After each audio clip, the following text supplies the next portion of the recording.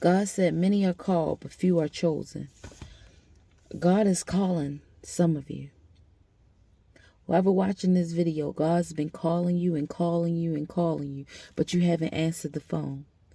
That's why I said many are called, but few are chosen. Because God calls everyone, but don't everyone answer the call. And I think far too long we take our call for granted. Far too long we take advantage. Oh, God will always be there. God will wait for me to get right. But you don't realize how detrimental you not answering that phone call. Just like when somebody call your cell phone, it's always a reason somebody's calling you. So God has called you for a reason. It's a reason why he's calling you into this season. It's a reason why he has called you into this life, because God has a purpose for you. God has an assignment for you, and he needs you to be in obedience. He needs you to be in obedience because it's people connected to your vision. It's people connected to that dream that you have. It's people connected to that business that you have. It's people connected to that phone call.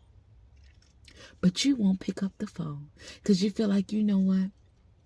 I got God on speed dial. I can call God anytime when I want. But you know what? I think far too long we take advantage of what God has given us.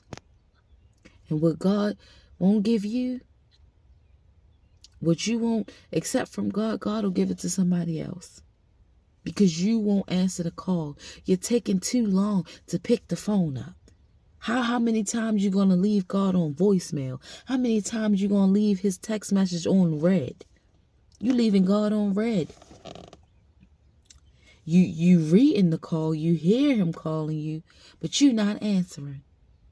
You answering the phone for everybody else. You answering the phone for that relationship that God told you to let go. You answering that phone for that family member that mean you know well. Mean you know good.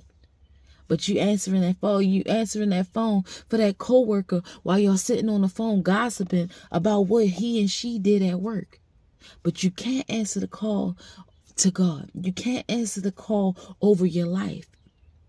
You think you have the answer, but you really don't. You think you know which way God wants to take you, but you really don't. You think that you know everything, but you really don't. Because you're not spending that alone time with God. You're not being obedient to the call. How much longer are you going to wait to answer the call? Your phone is ringing now. You keep sending God the voicemail. God don't leave no voicemails now. It's time for you to pick up the phone. You should feel special that God has chosen you to fulfill a very mission. God has chosen you to speak to his people. What I'm doing is nothing special. It's just me answering the call. Like you supposed to be answering that call.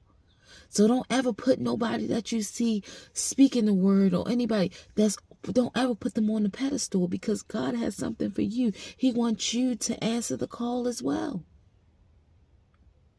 But far too often, we're not answering. We're not being obedient. We're not living right. We keep going back to that sin that's holding us back. We're not willing to sacrifice those people. And I know it's hard. Trust me, I know it's hard.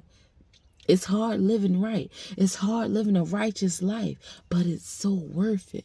It's so worth it. That's why you have to be obedient. Especially in these times, in these end times, it's very important to draw closer to God.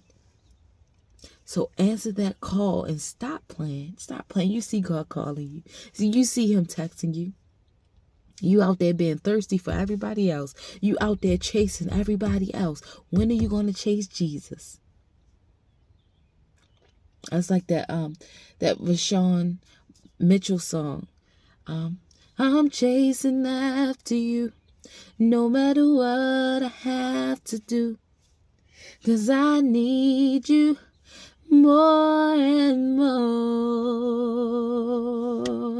I'm chasing after you, no matter what I have to do, 'cause I need you more and more, more and more. We need a more and more. You gotta chase. You gotta run. The clock is ticking. The clock is ticking. You hear me? Let's go.